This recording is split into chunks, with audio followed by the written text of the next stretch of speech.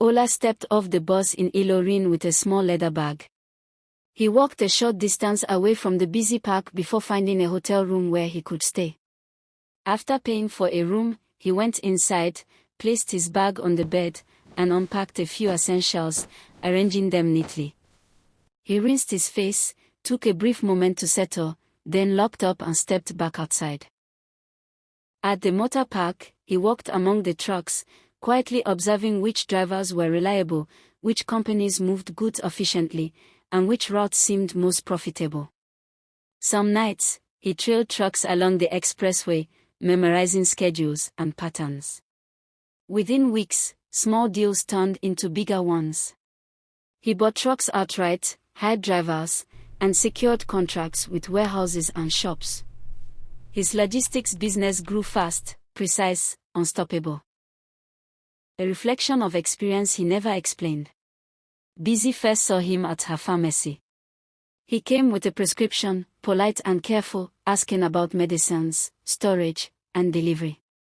He observed more than he spoke.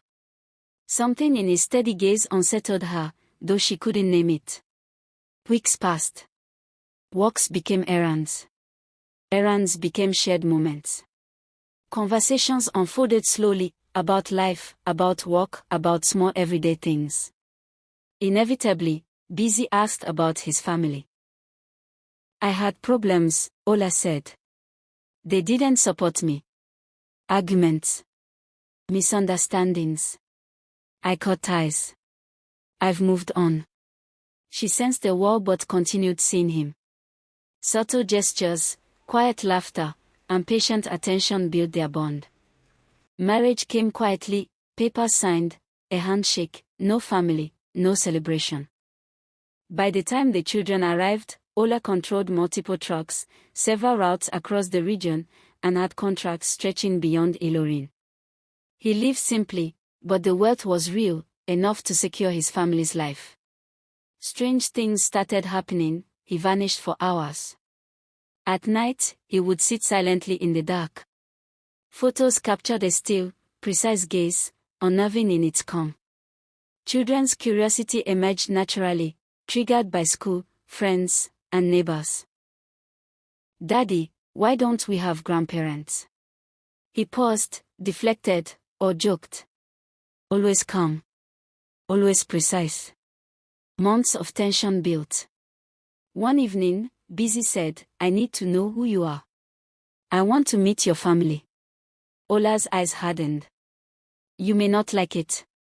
They won't welcome me. I've stayed away for a reason. Even after all these years. Even if there's room for forgiveness. I told you. I'm not welcome. I survived without them. I cannot risk.